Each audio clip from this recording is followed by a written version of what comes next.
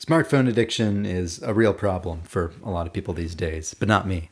I'm a computer nerd, so I'm addicted to my Mac. It has all the same downsides, except I can lie to myself and say that I'm being productive.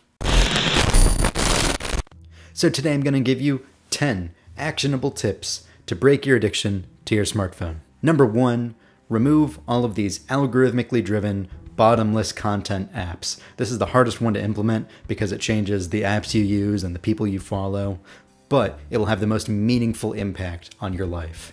Apps like TikTok, Instagram, Facebook, YouTube, and these days even Twitter, they keep you engaged because they never run out of stuff for you to see. So if you have a problem with Twitter, switch to Mastodon. It's an open source, community-driven alternative, and odds are if you're watching Cult of Mac, you probably have pretty nerdy taste, and a lot of the people you follow might already be on Mastodon. The official Mastodon app makes it incredibly easy to get started, and if you ever used apps like Tweetbot, Aviary, Mona, all of them have been rewritten for Mastodon. Now if you're still using Twitter, I get it, you probably have a few friends who haven't moved over yet, but you can still make that experience nicer while you're at it. From anybody's profile, tap the 3 dots menu and tap Turn off retweets. That way you'll only see tweets from the people you care about and not all the other junk that can fill it up.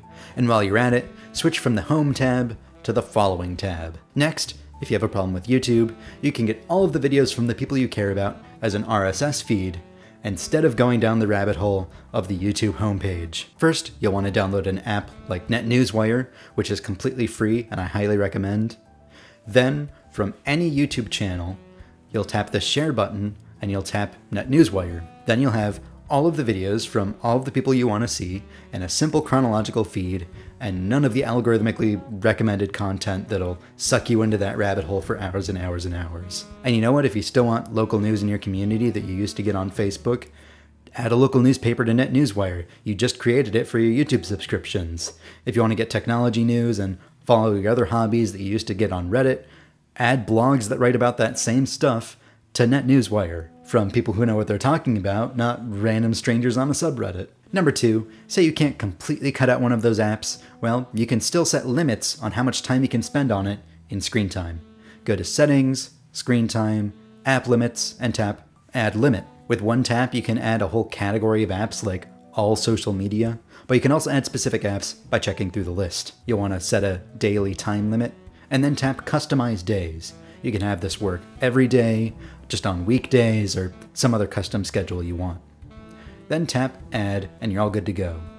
Now you can add another set of app limits for even stricter rules if you want even greater restrictions. And this feature is really smart. If you reach your limit on the Facebook app, you can't just go to facebook.com. Number 3, maybe this isn't enough and you want to limit access to your whole phone.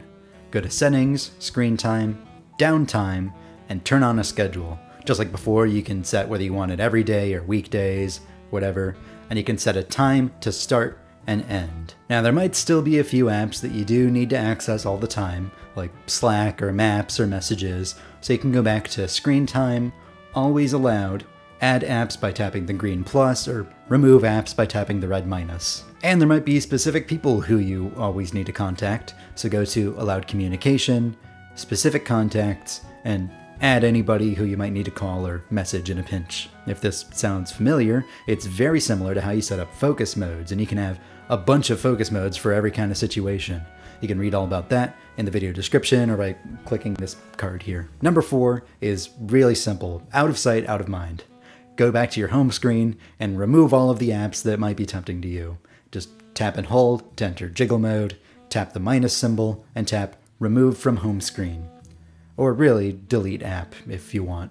Number 5, right when you start to get a hang of things, these apps are going to try and draw you back in with notification bait. You'll start getting notifications not because people liked or commented on your post, just trying to draw you back in. Like, hey, somebody posted this. Hey, see what your friends are up to. Hey, please come back. Please. You can almost always turn these off. You just need to know where to look. Here are instructions for a bunch of apps. If you need written instructions, there's a link in the video description. I'll give you a moment to take a screenshot. Number 6, some apps don't give you that setting, so you can hit back and turn off all of their notifications. Just Settings, Notifications, pick a specific app, and you can just turn them all off if you want. I at least recommend turning off lock screen and notification center so your phone doesn't draw you in when you're otherwise not using it. You can just check it on your own time, of your own volition. Number 7, you can hide all notifications from the lock screen. Instead of it filling up with banners, you'll just see a simple count on the bottom. Go to Settings, Lock Screen, and switch it from List or Stack over to Count. If you're worried about important stuff slipping through the cracks, turn on Scheduled Summary, and this will give you a nice presentation of everything important on a time of your own choosing. Number 8, say all of these things don't work and you still find yourself looking at your phone too much. Well, you can make your phone less interesting to look at. Go to Settings, Accessibility, Display and Text Size, Color Filters, and turn on Grayscale. It's a really simple trick, but it works. To make sure you don't lose on any important functionality, go back to Display and Text Size and turn on Differentiate without color. Number 9, turn off Face ID or Touch ID to make your phone harder to get into. If you have to enter your passcode every time, it'll take more friction and it'll have to be a more intentional action to use your phone. Go to Settings, Face ID and Passcode, enter in your passcode, and then turn off iPhone Unlock right at the top. Finally, number 10, you can see how well you're actually improving.